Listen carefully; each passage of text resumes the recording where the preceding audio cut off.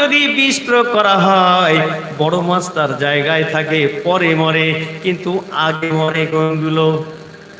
তো যারা উপরে চড়বড় করে, আগে খেলা খতম হয়ে যায় না, যায় না?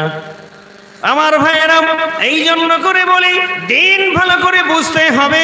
আল্লাহ পাক রব্বুল আলামিন তার কিছু প্রিয় গোলামদেরকে এত নিয়ামত দান করেছে এই পৃথিবীর জমিনে।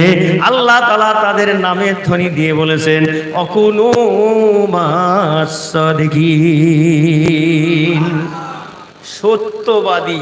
জোরে বলুন সুবহানাল্লাহ।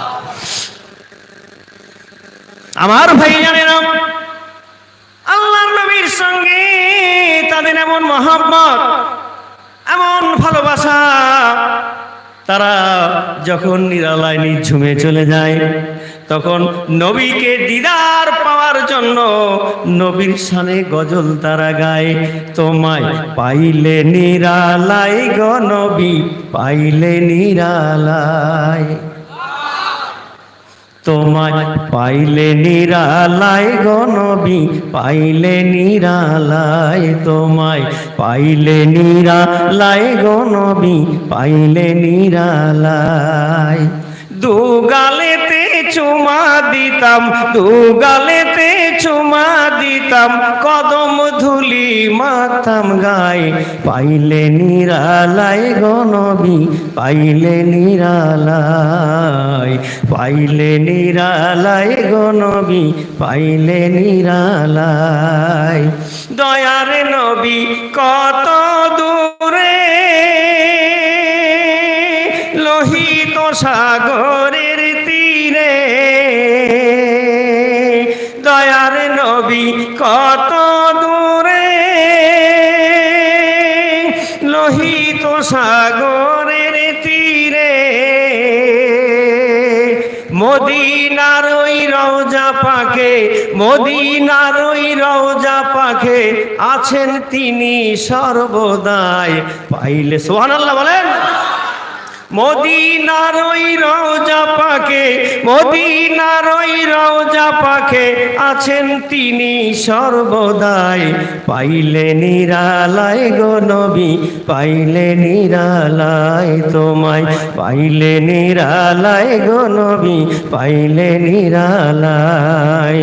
দুগালেতে চুমা দিতাম, দুগালেতে চুমা দিতাম, কদম ধুলি মাথাম গায়ে, পাইলে নিরালায় গো নবী, পাইলে নিরালায়, তোমায় পাইলে নিরালায় গো নবী, পাইলে নিরালায়। ও আমার ভাইরা, ও যুবকেরা, জওয়ানেরা, মহিলা দোয়া করে দিলেন, আমিরুল মুমিনিন চলে গেলেন। সকালবেলা লোক পাঠানো হয়েছে, যাও ওই পাহাড়ের নিচে একজন মহিলা কয়েকটা বাচ্চা নিয়ে আসে, ওকে হাজির করো। লোক যখন চলে গিয়ে বলছে, মহিলা, আমিরুল মুমিনিন তোমাকে ডেকেছে। এই কথা শোনার সঙ্গে সঙ্গে মহিলার কাঁপুনি এসে গেছে। গত রাতে যে কথাগুলো বলেছি, যে যুবকের সঙ্গে যে কথাগুলো বলেছি, মদিনার খলিফার জায়গায় যদি ওই ব্যক্তিকে বসানো হতো, এই কথাটা মনে হয় ব্যক্তি গিয়ে খলিফার দরবারে বলে দিয়েছে। আসলে কি ব্যাপারটা এরকম নাকি?